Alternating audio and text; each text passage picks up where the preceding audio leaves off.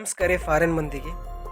ನಾನು 1 ರಿಂದ 6 ವಿಡಿಯೋಗಳು ಏನು ಮಾಡಿದ್ದೀನಲ್ವ, ಅದು ಕುಟುಂಬಕ್ಕೆ ಮತ್ತು ಸಮಾಜಕ್ಕೆ ಪ್ರತಿಯೊಬ್ಬರ ಕೊಡುಗೆ ಏನು ಅಂದ ಅವರುಗಳ ಕರ್ತವ್ಯಗಳ ಬಗ್ಗೆ ನಾನು ವಿಡಿಯೋ ಮಾಡಿ ಹಾಕಿದ್ದೇನೆ. ತಾಯಿಯ ಕರ್ತವ್ಯ, ತಂದೆಯ ಕರ್ತವ್ಯ, ಶಿಕ್ಷಕರ ಕರ್ತವ್ಯ, ಯುವಕರ ಕರ್ತವ್ಯ, ಹಿರಿಯರ ಕರ್ತವ್ಯ ಮತ್ತು ಕೊನೆಯದಾಗಿ ಲಾಸ್ಟು ಜಾಹೀರಾತು. ಇವುಗಳ ಬಗ್ಗೆ ನಾನು ವಿಡಿಯೋ ಮಾಡಿದ್ದೇನೆ. ಅವು ನೋಡಿದಿಲ್ಲಪ್ಪ ಅಂತಂದರೆ ನೀವು ಆ ವಿಡಿಯೋಗಳನ್ನು ನೋಡ್ಕೊಂಡು ಬನ್ನಿ. ನಾನು ಮೊದಲನೇ ವಿಡಿಯೋ ಮಾಡಿದಾಗ ಒಂದಿಷ್ಟು ಪ್ರಶ್ನೆ ಕೇಳಿದ್ದೆ ನಿಮಗೆ. ನಿಮ್ಮ ಮಕ್ಕಳಿಗೆ ನಿಜವಾದ ಶಿಕ್ಷಣ ದೊರಕುತ್ತಿದೆಯಾ? ಮತ್ತು ಶಿಕ್ಷಣ ಪಡೆದ ಮಕ್ಕಳು ನಿಮ್ಮ ಕನಸು ನನಸು ಮಾಡಿಕೊಳ್ಳುತ್ತಿದ್ದಾರೆಯೇ? ಆ ಪ್ರಶ್ನೆಗೆ ಉತ್ತರ ಈ ವಿಡಿಯೋದಲ್ಲಿ ಸಿಗುತ್ತೆ. ಕೊನೆಯವರೆಗೂ ನೋಡಿ. ನಮ್ಮ ಕನಸುಗಳನ್ನು ನನಸು ಮಾಡಿಕೊಳ್ಳೋದಕ್ಕೆ ಪೂರ್ವ ಸಿದ್ಧತೆ ಅನ್ನೋದು ಅತಿ ಮುಖ್ಯವಾಗಿರುತ್ತದೆ. ನಮ್ಮ ಗುರಿಗಳಿಗೆ ಒಬ್ಬ ಒಳ್ಳೆ ಗುರು ಇರಬೇಕು. ಕನಸು ನನಸು ಮಾಡಿಕೊಳ್ಳೋಕ್ಕೆ ಶಕ್ತಿ ನಮ್ಮಲ್ಲಿರಬೇಕು. ಅಂದಾಗ ಮಾತ್ರ ಉತ್ತಮ ಸಾಮ್ರಾಜ್ಯ ಕಟ್ಟಬಹುದು. ಜಗತ್ತೇ ಒಂದು ದೊಡ್ಡ ಮಾಫಿಯಾ ಆಗಿದೆ. ಅದರಲ್ಲೂ ಶಿಕ್ಷಣ ಕ್ಷೇತ್ರ ಇವಾಗ ಒಂದು ದೊಡ್ಡ ಮಾಫಿಯೇ ಆಗಿದೆ. ನಮ್ಮ ಬದುಕಿಗೆ ಶಿಕ್ಷಣ ಕಲಿಯಬೇಕಾಗಿತ್ತು. ಬರೀ ನಾವುಗಳು ಅಂಕಗಳಿಗೆ, ಉದ್ಯೋಗಕ್ಕೆ ಶಿಕ್ಷಣ ಅಂತ ತಿಳಿದು ಬೇಕಾಬಿಟ್ಟು ಕಲಿತಿದ್ದೇವೆ. ನಿಯತ್ತಾಗಿ ಓದಿ ಮುಂದೆ ಬಂದವರನ್ನು ತುಳಿದು ಬದುಕುತ್ತಿದ್ದೇವೆ. ಇನ್ನು ಶಿಕ್ಷಕರು ತಾವು ಬೋಧಿಸುವ ಶಿಕ್ಷಣ ಕೇವಲ ಬೋಧನೆಗೆ ಸೀಮಿತರಾಗಿದ್ದಾರೆ ಹೊರತು ವಿಷಯಗಳನ್ನು ತಮ್ಮ ಜೀವನಕ್ಕೆ ಅಳವಡಿಸಿಕೊಳ್ಳುವುದಿಲ್ಲ. ಹಾಗೆ ಮಕ್ಕಳಿಗೆ ನಿಮ್ಮ ಜೀವನಕ್ಕೆ ಅಳವಡಿಸಿಕೊಳ್ಳಿ ಅಂತ ಹೇಳಲು ಆಗ್ತಾ ಇಲ್ಲ. ಉದಾಹರಣೆಗೆ ತಂಬಾಕು ಮುಕ್ತ ಶಾಲೆ ಅಂತ ಬೋರ್ಡ್ ಹಾಕಿರ್ತಾರೆ. ಶಿಕ್ಷಕರೇ ತಂಬಾಕು ಸೇವನೆ ಮಾಡುತ್ತಾರೆ. ಇದು ನಿಮ್ಮ ಪರ್ಸನಲ್ ಆದರೂ ಸಹ ಇದು ನೀವು ಶಾಲೆಯಿಂದ ಹೊರಗಿರಲಿ. ನಿಮ್ಮನ್ನು ನೋಡಿ ಮಕ್ಕಳು ಕಲಿಯುತ್ತಾರೆ. ಅದಕ್ಕೆ ನಿಮ್ಮ ನಡವಳಿಕೆ ಉತ್ತಮವಾಗಿರಬೇಕು. ಇನ್ನು ಒಳ್ಳೆಯ ಆಹಾರ ಸೇವನೆ ಮಾಡಿ ಅಂತ ಹೇಳಿ ತಾವೇ ಪಾಲಿಸುತ್ತಿಲ್ಲ, ಇನ್ನು ಮಕ್ಕಳು ಹೇಗೆ ಪಾಲಿಸಬೇಕು? ಇನ್ನು ಮಕ್ಕಳಾದ ನಾವೆಲ್ಲರೂ ಅವರ ಬೋಧನೆ ಕೇಳಿ ಕೇವಲ ಅಂಕಗಳ ಗಳಿಸುವಲ್ಲಿ ಓಡಾಡುತ್ತೇವೆ. ನಮ್ಮ ಜೀವನಕ್ಕೆ ಅಳವಡಿಸಿಕೊಳ್ಳುವುದು ಯಾವಾಗ? ಪಾಲಕರಂತೂ ಸಾಯಿಕುಮಾರಂಗೆ ಡೈಲಾಗ್ ಹೇಳ್ಬಿಡ್ತಾರೆ.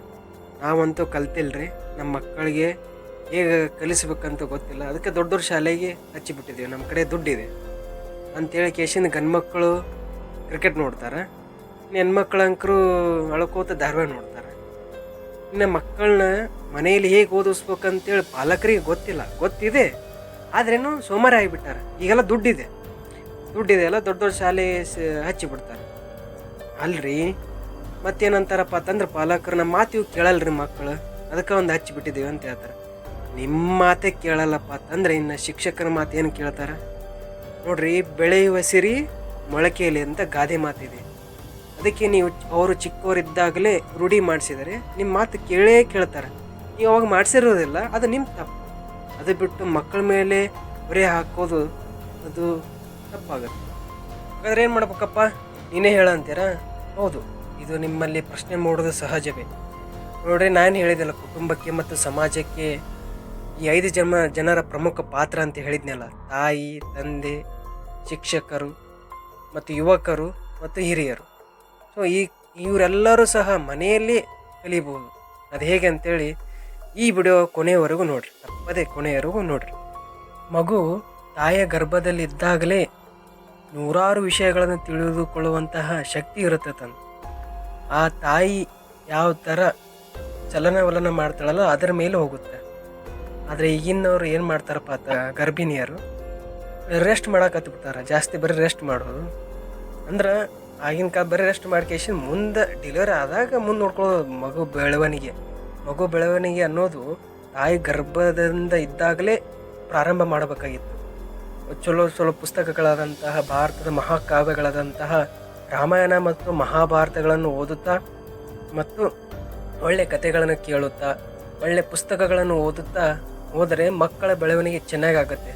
ಆದರೆ ಇವಾಗ ಏನು ಮಾಡ್ತಿದ್ದೇವೆ ಅಂದರೆ ಬೇರೆಯವರ ಮನೆಯ ರಾಮಾಯಣಗಳನ್ನು ಜಾಸ್ತಿ ಕೇಳೋದರಿಂದ ಮಕ್ಕಳ ಬೆಳವಣಿಗೆ ಮೇಲೆ ಪರಿಣಾಮ ಬೀಳ್ತಾ ಇದೆ. ಹೌದು, ಬೇಕಾದ್ರೆ ಮುಂದೆ ನೋಡ್ರಿ, ಗರ್ಭಿಣಿಯರಿಗೆ ಅಂತೇಳಿ ಒಂದು ಶಾಲೆ ತೆಗಿಬೋದು. ಪೂರ್ವಜರು ಗರ್ಭಿಣಿಯರ ಆರೈಕೆ ಏನಂತೇಳಿ ಎಲ್ಲ ಥರ ಪ್ರಯೋಗ ಮಾಡಿದ್ದಾರೆ.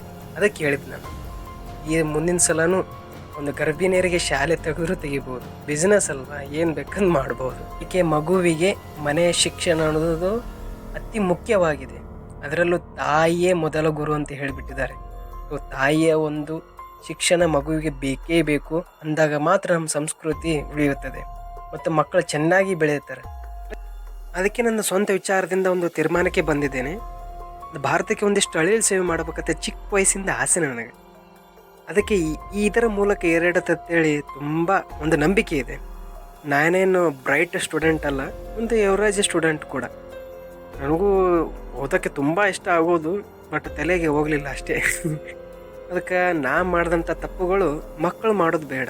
ಅಂದರೆ ಚಿಕ್ಕ ವಯಸ್ಸಿನಿಂದಲೇ ಚೆನ್ನಾಗಿ ಕಲಿತ್ರೆ ಮುಂದೆ ಒಳ್ಳೊಳ್ಳೆ ಜಾಬ್ ತೊಗೋಬೋದು, ಇಷ್ಟ ಬಂದಂತಹ ಕೆರಿಯರ್ ನಾವು ಬಿಲ್ಡಪ್ ಮಾಡ್ಕೋಬೋದು ಅಂತೇಳಿ ಅದಕ್ಕೆ ಈ ಪ್ರಯೋಗವನ್ನು ಮಾಡ್ತಿದ್ದೇನೆ. ನಿಮ್ಮ ಮನೆಯಲ್ಲೂ ಕೂಡ ಪ್ರಯೋಗ ಮಾಡಿ ಒಂದು ಫಲಿತಾಂಶ ಸಿಕ್ಕೇ ಸಿಗುತ್ತೆ. ಅಟ್ಲೀಸ್ಟ್ 0.01% ಸಿಕ್ಕೇ ಸಿಗುತ್ತೆ ಅಂತೇಳಿ ನನಗೆ ತುಂಬ ನಂಬಿಕೆ ಇದೆ. ಸೊ ದುಡ್ಡಿದ್ದವರು ದೊಡ್ಡ ದೊಡ್ಡ ಶಾಲೆಗಳಿಗೆ ಹಚ್ಚಿಬಿಡ್ತಾರೆ. ಆದರೆ ದುಡ್ಡು ಇಲ್ಲಾರ್ದವರು ಮತ್ತು ಏನಾಗಲಿ ಈ ಪ್ರಯೋಗ ಏನಪ್ಪ ಅಂತಂದರೆ ಪ್ರತಿಯೊಬ್ಬರು ಮನೆಯವರು ಸತಕ ಕಲಿಬೋದು. ಈ ಅನಕ್ಷರತೆಯನ್ನು ನಿರ್ಮೂಲನೆಯನ್ನು ಮಾಡಬಹುದು ಅಂತ ಒಂದು ವಿಶ್ವಾಸ ಇದೆ. ಈ ವಿಡಿಯೋನ ಪೂರ್ತಿಯಾಗಿ ನೋಡಿ. ಪ್ರತಿಯೊಬ್ಬರು ಮತ್ತು ಪಾಲಕರು ಸತಕ ಇನ್ವಾಲ್ವ್ ಆಗ್ತಾರೆ ಇದಕ್ಕೆ. ಪಾಲಕರು, ಮಕ್ಕಳು ಎಲ್ಲರೂ ಸೇರಿ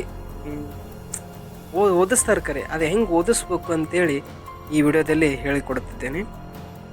ಜೀವನಕ್ಕೆ ಪಂಚಭೂತಗಳಾದ ಗಾಳಿ, ನೀರು, ಆಕಾಶ, ಭೂಮಿ, ಅಗ್ನಿ ಹೇಗೆ ಮುಖ್ಯವೋ ಹಾಗೆ ಪಂಚೇಂದ್ರಗಳಾದಂತಹ ಕಣ್ಣು, ಮೂಗು, ಕಿವಿ, ನಾಲಿಗೆ, ಚರ್ಮ ನಮ್ಮ ಜೀವನಕ್ಕೆ ಬಹು ಮುಖ್ಯವಾಗಿದೆ. ಈ ಪಂಚೇಂದ್ರಿಯಗಳ ಮೂಲಕ ನಾವು ಓದಿನಲ್ಲಿ ಅಳವಡಿಸಿಕೊಂಡಿದ್ದೇ ಆದಲ್ಲಿ ಯಾವುದೇ ಕಾರಣಕ್ಕೂ ಅದು ನಾವು ಮರೆಯೋದಿಲ್ಲ.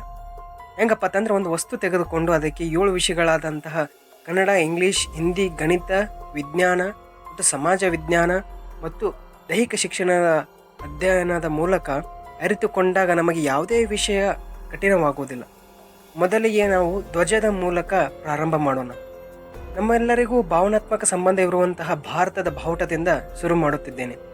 ಬಿಳಿಯ ಹಸಿರು ನಿನ್ನ ಎದೆಯ ಉಸಿರು, ಕೊನೆತನಕ ನಿನ್ನ ಹೆಸರು ಅಜರಾಮರ. ಭಾರತಾಂಬೆಯ ಉಳಿವಿಗಾಗಿ ನಾವುಗಳು ನಾಡಿನಲ್ಲಿದ್ದು ನಮ್ಮ ದೇಶಕ್ಕಾಗಿ, ನಮ್ಮ ಸಂಸ್ಕೃತಿಗಾಗಿ ಆಚಾರ ವಿಚಾರಗಳನ್ನು ಮಾಡುವವನೇ ನಿಜವಾದ ಸೈನಿಕನೇ ಸರಿ. ಇದರಿಂದಾಗಿ ಕನ್ನಡ ವಿಷಯನ ತೆಗೆದುಕೊಂಡರೆ ನಾವು ಈ ಬಾವುಟಕ್ಕೆ ತ್ರಿವರ್ಣ ಧ್ವಜ ಅಂತ ಕರಿತೀವಿ. ಇದೇ ನಮಗೇನು ಗೊತ್ತಿಲ್ಲನೋ ಅಂತ ಅನ್ಬೋದು. ಏನಿಲ್ಲ, ಇದೊಂದು ಎಲ್ಲರಿಗೂ ಗೊತ್ತಿರುವಂತಹ ವಸ್ತುವನ್ನು ತೆಗೆದುಕೊಂಡಿದ್ದೀನಲ್ಲ, ಅದು ಎಲ್ಲರಿಗೂ ಗೊತ್ತಿದೆ. ಅದಕ್ಕೆ ನಮ್ಮ ಕನ್ನಡ ಅಂಕರು ಬೆಳೆದಿದೆ, ನಾವು ಬಳಸೋದು ಹೆಚ್ಚಿಗೆ ಮಾಡಬೇಕಾಗಿದೆ. ಹೌದಾ? ಅದರ ಸಂಬಂಧ ಕನ್ನಡ ವಿಷಯದಲ್ಲಿ ಈ ಬಾವುಟಕ್ಕೆ ನಾವು ನಾನಾ ಥರದಿಂದ ಕರಿತೀವಿ. ಮತ್ತು ತ್ರಿವರ್ಣ ಧ್ವಜ ಅಂತೇಳಿ ಹೆಚ್ಚಾಗಿ ಕರಿತೀವಿ. ಕನ್ನಡ ಮತ್ತು ಬಳಸ್ದಂಗೆ ಆಗತ್ತೆ ಮನೆಯಲ್ಲಿ. ಆಮೇಲೆ ತದನಂತರ ಆಂಗ್ಲ ಭಾಷೆಯಲ್ಲಿ ಫ್ಲ್ಯಾಗ್, FLAG ಫ್ಲ್ಯಾಗ್, ಸ್ಪೆಲ್ಲಿಂಗು ಕಲ್ತಂಗೆ ಆಗುತ್ತೆ ಮತ್ತು ಇದಕ್ಕೆ ಫ್ಲ್ಯಾಗ್ ಅಂತ ಕರಿತೀವಿ ಅಂತೇಳಿ ಎಲ್ಲರಿಗೂ ಗೊತ್ತಾಗುತ್ತೆ. ಹೌದಾ? ಒಬ್ಬರಿಗೂ ಆಂಗ್ಲ ಭಾಷೆ ಕಬ್ಬಿಣದ ಕಡಲೆ ಇದ್ದಂಗೆ. ಹೌದಾ? ಈ ಪ್ರಪಂಚವೇ ನಿಂತಿರುವುದೇ ಈ ಆಂಗ್ಲ ಭಾಷೆಯಲ್ಲಿ. ಅದಕ್ಕೆ ಮಗು ಚಿಕ್ಕವದಿಯಿಂದ ಹೀಗೆ ರೂಢಿ ಮಾಡ್ಕೋತ ಬಂದರೆ ಆಂಗ್ಲ ಭಾಷೆ ತುಂಬ ಉಪಯೋಗವಾಗುತ್ತೆ ಅವರು ಮಗುವಿಗೆ. ಎಲ್ಲಿ ಬೇಕಾದರೂ ಬದುಕಬಹುದು. ಇನ್ನು ಹಿಂದಿ ಭಾಷೆಗೆ ಬಂದರೆ ಇದಕ್ಕೆ ತಿರಂಗ ಅಂತೇಳಿ ಕರಿತೀವಿ. ಮತ್ತು ಹಿಂದಿಯಲ್ಲಿ ಹೇಗೆ ಬರಿತೀವಿ ಅಂತೇಳಿ ಕಲ್ತಂಗೂ ಆಗುತ್ತೆ. ಮತ್ತು ಭಾರತದ ಎಲ್ಲೇ ರಾಜ್ಯಕ್ಕೆ ಹೋಗಲಿ ಹಿಂದಿ ಒಂದು ಆಡು ಭಾಷೆಯಾಗಿದೆ. ಅದಕ್ಕೆ ಮಗು ಭಾರತದಲ್ಲಿ ಎಲ್ಲೇ ಯಾವ ರಾಜ್ಯಕ್ಕೆ ಹೋದರೂ ಬದುಕಬಹುದು. ಗಣಿತ ವಿಷಯಕ್ಕೆ ಬಂದಪ್ಪ ಅಂತಂದರೆ ಭಾರತದ ಧ್ವಜದ ಅಗಲ, ಅನುಪಾತ ಮತ್ತು ಅದರ ಎತ್ತರ ಎಷ್ಟಿರುತ್ತಪ್ಪ ಅಂತಂದರೆ 3:2 ಇರಬೇಕಂತ. ಅಂದಾಗ ಮಾತ್ರ ಬಣ್ಣಗಳು ಸಮಾನವಾಗಿ ಗಾತ್ರದಲ್ಲಿ ರಚನೆಯಾಗಿರುತ್ತದೆ. ಇನ್ನು ಮುಂದೆ ವಿಜ್ಞಾನ ವಿಷಯಕ್ಕೆ ಬಂದರೆ ನಮ್ಮ ತ್ರಿವರ್ಣ ಧ್ವಜವು ಶುದ್ಧ ಖಾದಿಯಿಂದ ಮಾಡಲ್ಪಟ್ಟಿದೆ ಮತ್ತು ರೇಷ್ಮೆಯಿಂದ ಕೂಡ ಬಾವುಟ ತಯಾರು ಮಾಡುತ್ತಾರೆ. ಹಾಗಾದರೆ ಅತಿ ಹೆಚ್ಚು ರೇಷ್ಮೆ ಬೆಳೆಯುವ ರಾಜ್ಯ ಯಾವುದಪ್ಪ ಅಂತಂದ್ರೆ ಕರ್ನಾಟಕ ರಾಜ್ಯ, ಮತ್ತು ತದನಂತರ ಆಂಧ್ರ ಪ್ರದೇಶ ಮತ್ತು ಆಸಾಮ. ಮತ್ತು ಅತಿ ಹೆಚ್ಚಾಗಿ ಉತ್ಪಾದನೆ ಮಾಡುವ ರಾಜ್ಯ ಯಾವುದಪ್ಪ ಅಂದರೆ ಗುಜರಾತ್. ಮತ್ತು ಉಣ್ಣೆ ಉತ್ಪಾದಿಸುವ ರಾಜ್ಯ ಯಾವುದಪ್ಪ ಅಂತಂದ್ರೆ ರಾಜಸ್ಥಾನ ಮತ್ತು ಜಮ್ಮು ಕಾಶ್ಮೀರ. ನೋಡಿ, ಒಂದು ವಸ್ತುವಿನಿಂದ ಎಷ್ಟು ಮಾಹಿತಿಗಳು ಸಿಗುತ್ತಪ್ಪ ಅಂತಂದರೆ ಈ ವಿಜ್ಞಾನದಲ್ಲಿ ಎಷ್ಟು ಮಾಹಿತಿ ಸಿಕ್ಕಂಗಾಗುತ್ತಲ್ವ. ಪ್ರತಿಯೊಬ್ಬರಿಗೂ ತಿಳಿದಂಗಾಗುತ್ತೆ ಮನೆಯಲ್ಲಿ, ಮತ್ತು ಮಕ್ಕಳಿಗೂ ತುಂಬ ಉಪಯೋಗವಾಗುತ್ತೆ. ಎಲ್ಲೇ ಹೋದರೂ ಈಸಿ ಆಗುತ್ತೆ ಅದಕ್ಕೆ. ತದನಂತರ ಸಮಾಜ ವಿಜ್ಞಾನಕ್ಕೆ ಬಂದಿವತ್ತಪ್ಪ ಅಂದರೆ ದೇಶಕ್ಕೆ ವಿಭಿನ್ನ ಜಾತಿ, ಮತ, ಪಂಗಡ ಮತ್ತು ಸಂಸ್ಕೃತಿಯನ್ನು ಜನರನ್ನು ಒಂದೇ ಧ್ವಜದಡಿ ನಿಲ್ಲಿಸಿ ದೇಶದ ಏಕತೆಯನ್ನು ಸಾರುತ್ತದೆ ಈ ಧ್ವಜ. ನಮ್ಮ ಸಂಸ್ಕೃತಿ ಪದ್ಧತಿ ಉಳಿವಿಗಾಗಿ ಸ್ವಾತಂತ್ರ್ಯ ಹೋರಾಟಗಾರರು ನಮಗೆ ಸ್ವಾತಂತ್ರ್ಯವನ್ನು ನೀಡಿ ನಮ್ಮ ದೇಶಭಕ್ತಿ ಮೆರೆದು ಹೋದರು. ನಾವುಗಳು ಅವರ ಸಂಕಲ್ಪವನ್ನು ನಾವು ಮುಂದೂಡಿಸಿಕೊಂಡು ಹೋದರೆ ಅದುವೇ ದೇಶಭಕ್ತಿ ಎನ್ನುತ್ತೇವೆ. ನುಡಿದಂತೆ ನಡೆಯುವುದೇ ನಿಜವಾದ ಮನುಜನ ಗುಣ. ಇಂದಿನ ಸಂಚಿಕೆಯಲ್ಲಿ ಬಾವುಟವನ್ನು ಉಳಿದ ವಿಷಯಗಳಲ್ಲಿ ಏನೇ ಕಲಿಬಹುದು ಅಂತೇಳಿ ತಿಳಿಸಿಕೊಡುತ್ತೇನೆ. ದಯವಿಟ್ಟು ಈ ವಿಡಿಯೋ ಮತ್ತು ಮುಂದೆ ಬರುವಂಥ ವಿಡಿಯೋನ ತಪ್ಪದೇ ನೋಡಿ. ಇವಾಗ ಗೊತ್ತಿಲ್ಲಾರ್ದೆ ಹೇಳಿ ಹಾಳತ್ತೇಳಿ ಅನ್ಕೋತಿರ್ಬೋದು. ಪರವಾಗಿಲ್ಲರಿ, ಇದು ಸಣ್ಣ ಪ್ರಯತ್ನ. ಇನ್ನು ಮುಂದೆ ಹೊಸ ಅಧ್ಯಾಯವಿದೆ. ಪ್ರಯತ್ನಂ ಸರ್ವಸಿದ್ಧಿ ಸಾಧನಂ. ಪಾಲಕರಲ್ಲಿ ಏನು ವಿನಂತಿಯಪ್ಪ ಅಂತಂದರೆ, ಮನೆಯಲ್ಲಿರುವಂಥ ಮಕ್ಕಳಿಗೆ ಮನೆಯ ಶಿಕ್ಷಣ ಕೊಟ್ಟರಪ್ಪ ಅಂತಂದರೆ ಮುಂದೆ ಅವರಿಗೂ ಅನುಕೂಲ ಮತ್ತು ಗುರುಗಳಿಗೂ ಅನುಕೂಲವಾಗುತ್ತೆ, ನಿಮಗೂ ಅಗ್ರವಾಗುತ್ತೆ. ಅದಕ್ಕೆ ಈ ಥರ ಆಲೋಚನೆ ಬಂದಿದೆ ನನಗೆ. ದಯವಿಟ್ಟು ನಿಮ್ಮ ಮಕ್ಕಳಿಗೆ ಇದನ್ನು ರೂಢಿ ಮಾಡಿಸಿ.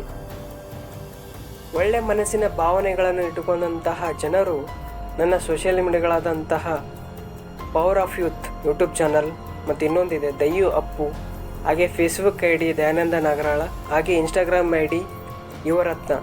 ಇವುಗಳಿಗೆ like, share, subscribe, following, comment ಮಾಡ್ತೀರಂತೇಳಿ ಒಳ್ಳೆ ಭಾವನೆಯನ್ನು ಇಟ್ಟುಕೊಂಡಿದ್ದೇನೆ. ದಯವಿಟ್ಟು ಬೆಂಬಲಿಸಿ.